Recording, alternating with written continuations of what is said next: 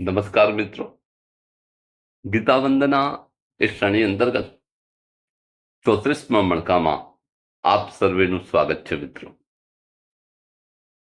મિત્રો, આપણે આ શ્રેણી અંતર્ગત ભગવદ્ ગીતાના અધ્યાયોમાં આવેલા જે શ્લોકો છે, એ શ્લોકોમાં આવેલા જે શબ્દો છે એના અર્થોને જાણવાનો એક વિનમ્ર પ્રયત્ન આપણે આ માધ્યમથી કરી રહ્યા છીએ. તો એ અંતર્ગત આપણે પ્રથમ અધ્યાય એટલે કે અર્જુન વિષાદ યોગ એના 5 શ્લોકોની ચર્ચા પૂરી કરી ચૂક્યા છીએ અને 6થા શ્લોકના પ્રથમ ચરણની ચર્ચા પણ પૂરી કરી ચૂક્યા છીએ. 6થા શ્લોકના બીજા ચરણમાં જે આવેલો શબ્દ હતો સૌભદ્રેય એટલે અભિમન્યુ, એની ચર્ચા આપણે ગયા મણકામાં પૂરી કરી અને આજે આ મણકામાં એ છઠ્ઠા શ્લોકના બીજા ચરણમાં આવેલા દ્રૌપદીયાશ્ચ એટલે દ્રૌપદીના 5 પુત્રો કયા છે એની ખૂબ મહત્વની ચર્ચા આપણે કરવા જઈ રહ્યા છીએ. મિત્રો, ફરીથી યાદ અપાવી દઉં કે ભગવદ્ ગીતા અંતર્ગત આવતા આ પાત્રોના જ્યારે નામોનો આપણે ઉલ્લેખ કરીએ છીએ ત્યારે એની પાછળ એક ચોક્કસ ઇતિહાસ છુપાયેલો છે અને ઇતિહાસને જાણવો હોય, સમજવો હોય તો જો મિત્રો તમે આ ચેનલને સબસ્ક્રાઇબ ના કરી હોય તો કરી દેવા વિનંતી છે, જેથી સૌથી પહેલા માહિતી તમને જ એની મળે. એ સાથે પ્રત્યેક વિડીયો જોયા પછીથી એને યોગ્ય લાઈક આપવા પણ તમને વિનંતી છે. સાથે સાથે એ વિડીયો જોયા પછી તમારો પોતાનો શું એના વિશેનો અંગત અભિપ્રાય છે એ અભિપ્રાય પણ કોમેન્ટમાં મિત્રો જણાવશો તો આનંદ થશે. કેટલાક મિત્રો સરસ રીતે કોમેન્ટ કરી રહ્યા છે અને એ કોમેન્ટનો હું જવાબ પણ આપું છું મારી અનુકૂળતાએ. પણ આ એક સરસ એક ઉપક્રમ છે અને આના દ્વારા આપણે મૂળ આશય તો ભગવદ્ ગીતાનો વિશેષ પ્રચાર પ્રસાર થાય એ છે. મિત્રો, હવે તો યુનેસ્કોએ પણ ભગવદ્ ગીતાને એક મહત્વના ગ્રંથ તરીકે માન્યતા આપી છે, એ તમે વાત જાણતા જ.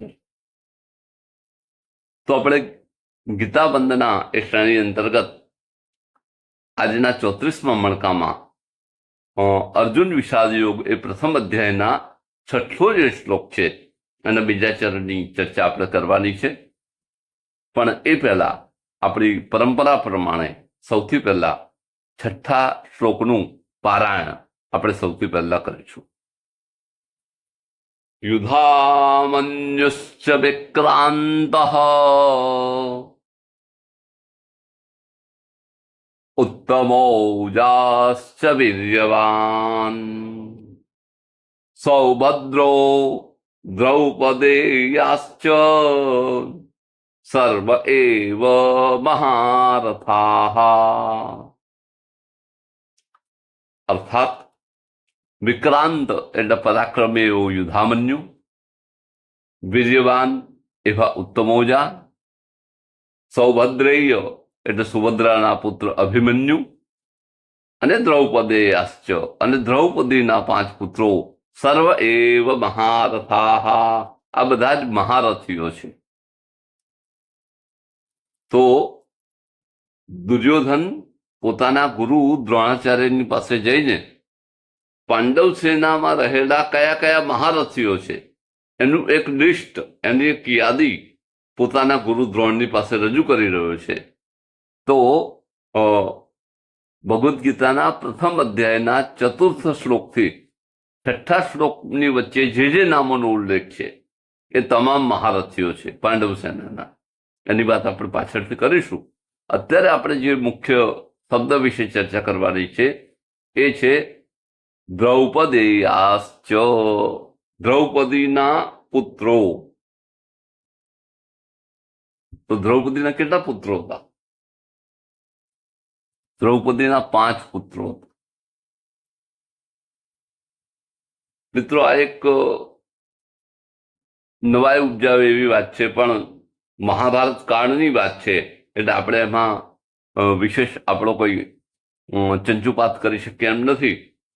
પણ એ સમયમાં દ્રૌપદીએ 5 પાંડવો સાથે લગ્ન કરેલું.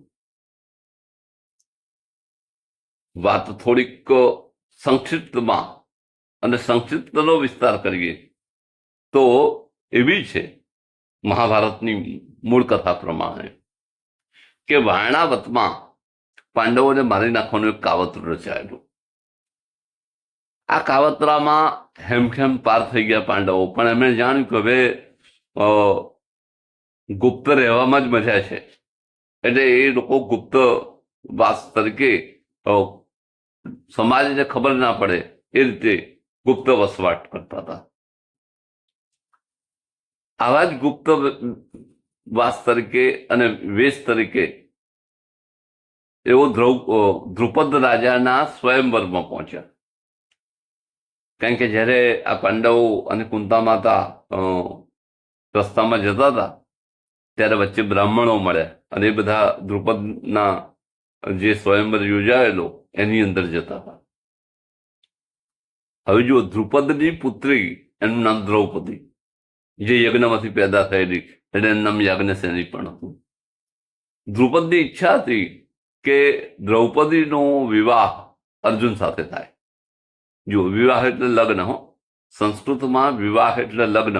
અત્યારે આપણે એમ કહીએ છીએ કે એનો વિવાહ થયો એટલે માત્ર નક્કી થયું એવું કહીએ છીએ, અને લગ્ન વિધિને અલગ કહીએ છીએ.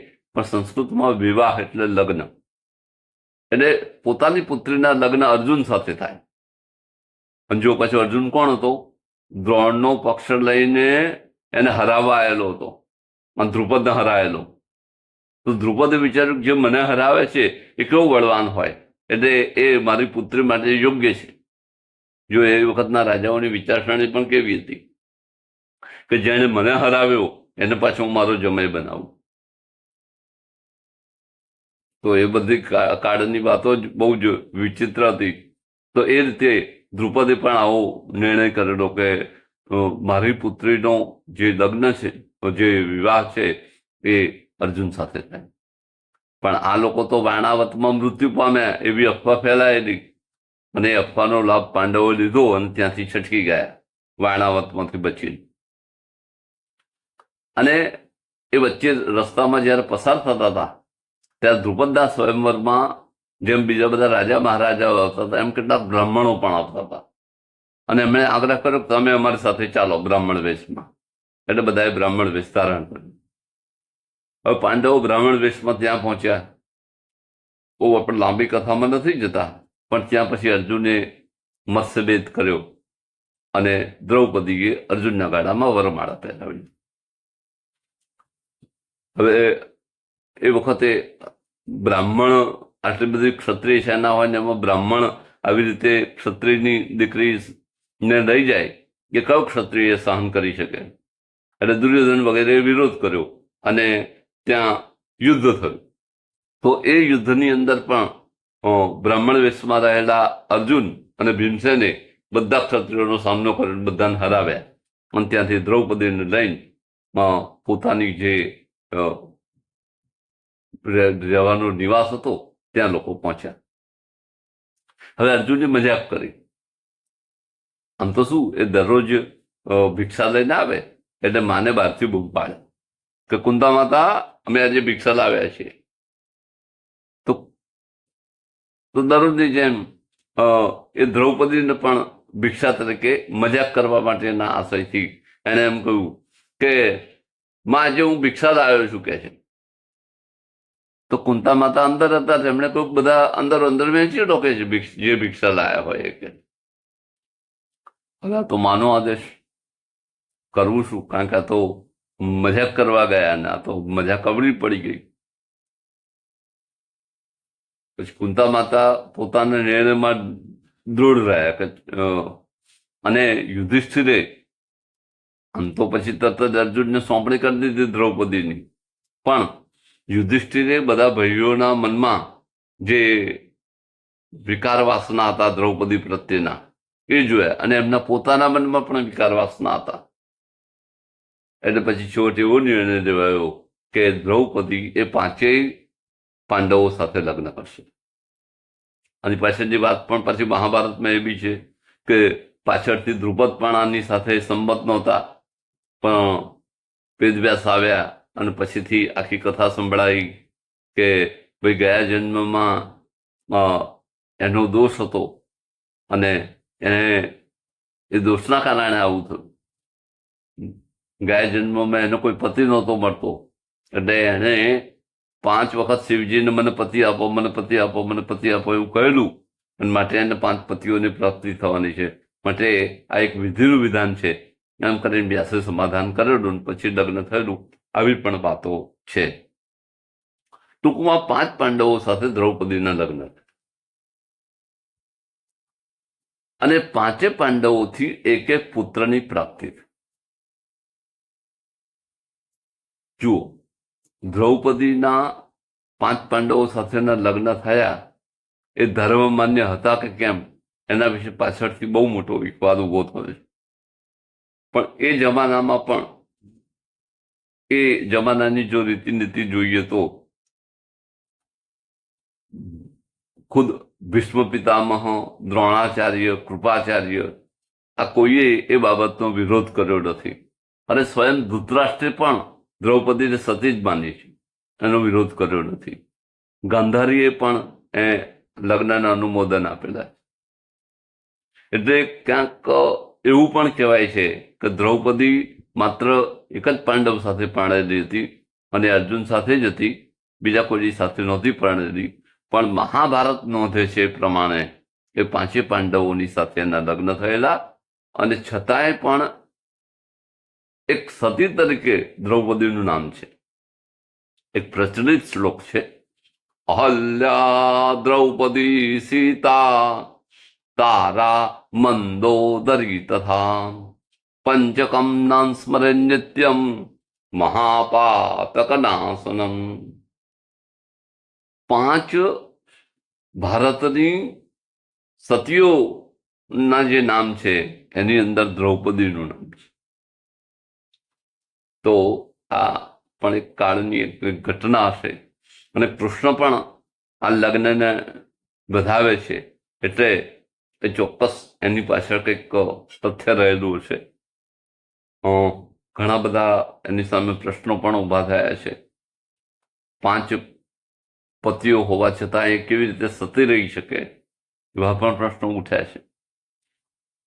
આર્ય સમાજ તો એવું માને છે કે એનો એક જ પતિ હતો, અને યુધિષ્ઠિર જ હતો, અને યુધિષ્ઠિરની રાણી તરીકે જ રહી છે, આવી પણ વાત છે. પણ એ જે હોય, પણ મહાભારત નોંધે છે એ પ્રમાણે 5 પાંડવો સાથે એના લગ્ન થયેલા, અને 5 પાંડવોથી એને 5 પુત્રો ઉત્પન્ન થયા. અને માટે અહીંયા દ્રૌપદીયાશ્ચ એવું બહુ વચન મૂકેલું છે. દ્રૌપદીના 5 પુત્રો પણ, એમ દુર્યોધન જણાવે છે મહારથીઓમાં.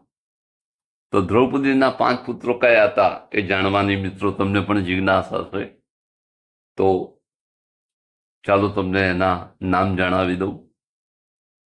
યુધિષ્ઠિરથી દ્રૌપદીને જે પુત્ર પ્રાપ્ત થયો એનું નામ હતું પ્રતિવિંધ્ય. ભીમસેન દ્વારા જે પુત્ર પ્રાપ્ત થયો એનું નામ હતું સુતસોમ. અર્જુન દ્વારા જે પુત્ર પ્રાપ્ત થયો એનું નામ હતું શ્રુતકર્મા. નકુલ દ્વારા જે પુત્ર પ્રાપ્ત થયો એનું નામ હતું શતાનિક. અને સહદેવ દ્વારા જે પુત્ર પ્રાપ્ત થયો એનું નામ હતું શ્રુતસેન. આમ 5 પાંડવો દ્વારા દ્રૌપદીને 5 પુત્રો જન્મ્યા, અને એમના નામ જેમ પ્રતિવિંધ્યથી માંડીને શ્રુતસેન સુધીના હતા. હવે આપણને એમ થાય કે આ 5 પુત્રોનું થયું શું? આવા 5 પાંડવો મહારથીઓ હતા. તો જુઓ, જેમ પાંડવો મહારથીઓ હતા એમ આ એમના પુત્રો પણ મહારથીઓ હતા. એટલે એમને ઉપપાંડવ એવી એક સંજ્ઞા પણ મળેલી, એવું એમને સંબોધન પણ થતું હતું કે આ ઉપપાંડવ છે, પાંડવોની જગ્યા લઈ શકે એવા સમર્થ આ પુત્રો છે. પણ મહાભારતમાં 18 દિવસનું યુદ્ધ પૂરું થઈ ગયું પછીથી અશ્વત્થામાને મરતા મરતા દુર્યોધને એને સેનાપતિ બનાવેલો. ત્યારે અશ્વત્થામાએ પોતાના પિતા એટલે કે દ્રોણાચાર્યના મૃત્યુનો બદલો લેવા માટે રાત્રે જ ઓચિંતો પાંડવ શિબિર ઉપર હુમલો કર્યો. અને એ વખતે એણે ધૃષ્ટદ્યુમ્ન, શિખંડી અને એની સાથે આ દ્રૌપદીના જે 5 પુત્રો હતા એ બધાનો વધ કરી નાખ્યો. પછીની કથા તો બહુ લાંબી છે કે પછીથી અશ્વત્થામાનું શું થયું એ, પણ એ અત્યારે પ્રસંગ આપણી સાથે સંલગ્ન નથી એટલે અત્યારે એની વાત નથી કરતો. ક્યારેક સમય મળશે તેની વાતચીત કરીશું. પણ આ રીતે અશ્વત્થામાએ ઊંઘમાં રહેલા આવા ધૃષ્ટદ્યુમ્ન, શિખંડી અને એની સાથે આ 5 પુત્રોનો આ રીતે વધ કરી દીધો. તો મિત્રો, આ પાંડવોની જેમ આ ઉપપાંડવો પણ મહારથીઓ હતા. હવે આપણે જાણીએ છીએ કે મહારથીઓની વાત દુર્યોધને પોતાના ગુરુ દ્રોણાચાર્ય પાસે કરેલી. અને અર્જુન વિષાદ યોગ એ પ્રથમ અધ્યાય છે, એના 3જા શ્લોકથી શરૂ કરીને 6ઠ્ઠા શ્લોક સુધી આ મહારથીઓના નામ ગણાવ્યા છે. તો કયા નામ છે એ ફરીથી પાછા આપણે જોઈ લઈએ કે અત્ર સૂરા મહેશ્વાસા ભીમાર્જુન સમાયુધિ યુધાનો વિરાટશ્ચ દ્રુપદશ્ચ મહારથઃ ધૃષ્ટકેતુઃ ચેકિતાનઃ કાશીરાજશ્ચ વીર્યવાન પુરુજિત કુંતીબોધશ્ચ સૈભ્યશ્ચ નરપુંગવઃ યુધામન્યુશ્ચ વિક્રાંતઃ ઉત્તમોજાશ્ચ વીર્યવાન સૌભદ્રો દ્રૌપદેયશ્ચ સર્વ એવ મહારથઃ. એટલે કે યુધાન એટલે સાત્યકીથી શરૂઆત કરીને દ્રૌપદીના 5 પુત્રો સુધીની જો સંખ્યા ગણવા જઈએ તો 17 જેટલા મહાપુરુષોના નામ, 17 જેટલા મહાપુરુષો મહારથીઓ તરીકે પાંડવ સેનાની અંદર રહેલા છે એમ દુર્યોધન દ્રોણાચાર્યને જણાવે છે. અને એમ કહે છે કે આવા 17 જે મહારથીઓ છે એમની સાથે આપણે યુદ્ધ કરવાનું. પાછા કેવા છે? અત્ર સૂરા મહેશ્વાસા. આ બધા પાછા કેવા? સુરવીર છે. અને મહેશ્વાસા, આ મહેશ્વાસા શબ્દને થોડું સમજવા જેવું છે એટલે એના વિશે 2 મિનિટ થોડીક વાતચીત કરીશું. મહ એટલે મોટું અને ઈશ્વાસ એટલે ધનુષ્ય. મોટા ધનુષ્ય વાળા છે. અને સ્વાભાવિક છે, મોટું ધનુષ્ય હોય તો એની પણ ચડાવવાની પણ મોટી આવે એટલે કેટલું બળ વાપરવું પડે. તો મોટા મોટા ધનુષ્ય વાળા વાપરનારા છે. જેમ આપણે ક્રિકેટર કોઈ મોટો કોઈ હોય અને જો મોટું બેટ વાપરતો હોય તો એ બેટને ઉંચકવા માટે પણ કેટલી તાકાત જોઈએ અને એનાથી દડો ફટકારવા માટે પણ કેટલી તાકાત જોઈએ એ આપણને ખબર છે. તો જેનું બેટ ભારે, જેનું બેટ મોટું એ વધારે મજબૂત કહેવાય. એમ જેનું ધનુષ્ય ભારે એ મોટો કહેવાય, જેનું ધનુષ્ય મોટું એ મહારથી કહેવાય. તો આ પાછા મહેશ્વાસા તો ખરા જ, પાછા કેવા હતા? ભીમાર્જુન સમાયુધિ. યુદ્ધમાં ધનુર્ધારી તરીકે એ અર્જુન જેવા અને બળમાં ભીમસેન જેવા હતા કે છે. અને સર્વ એવ મહારથાઃ. અને આ 17 જણા પાછા કેવા હતા? મહારથીઓ હતા કે છે. આપણે ગઈ વખતે જોયું હતું કે મહારથી કોને કહેવાય? જે શસ્ત્ર અને શાસ્ત્રમાં પ્રવીણ હોય અને એક સાથે 10,000 યોદ્ધાઓને જે નિયંત્રિત કરી શકે, જેમની સાથે યુદ્ધ કરી શકે, એને મહારથી કહેવાય. તો દુર્યોધન કહે છે કે પાંડવ સેનાની અંદર આવા 17 મહારથીઓ છે કે છે અને મારી આંખોની સામે દેખાઈ રહ્યા છે અને એમની સાથે તમારે યુદ્ધ કરવાનું છે. સેનાપતિ તમે બને. સેનાપતિની સાથે આમ તો આપણા ભીષ્મ પિતામાં સેનાપતિ છે પણ આપણે આ સમજવું જોઈએ કે આવા 17 મહારથીઓ છે, એમની સાથે આપણે બધા યુદ્ધ કરવાનું છે. તો ત્રીજા શ્લોકથી શરૂ કરીને 6થા શ્લોક સુધી જે 17 મહારથીઓ છે એના યાદી એક દુર્યોધન પોતાના ગુરુ દ્રોણાચાર્ય પાસે મૂકે છે અને એમ કે છે કે સર્વ એવ મહારથાઃ, આ બધા મહારથીઓ છે. તો મિત્રો, આ સાથે આપણે 6થા શ્લોકની ચર્ચા અહીંયા પૂરી કરીએ છીએ. 7મા શ્લોકમાં શું કહે છે એ આપણે આવતા 35મા મણકામાં મળીશું અને એના વિશે વાતચીત કરીશું. મિત્રો, તમારા બધાનો સરસ સહકાર મળી રહેશે. આવો સહકાર આપજો. ફરીથી આપને જાણ કરી દઉં કે જો આ ચેનલને સબસ્ક્રાઇબ ના કરી હોય તો સબસ્ક્રાઇબ કરી લેજો. સાથે સાથે વિડીયોને લાઈક કરજો, શેર કરજો અને તમને જે યોગ્ય લાગે એનો પ્રતિભાવ કોમેન્ટમાં ચોક્કસ આપવાનું ભૂલાય નહીં. તો આવજો મિત્રો. સર્વેને મારા જય શ્રી કૃષ્ણ.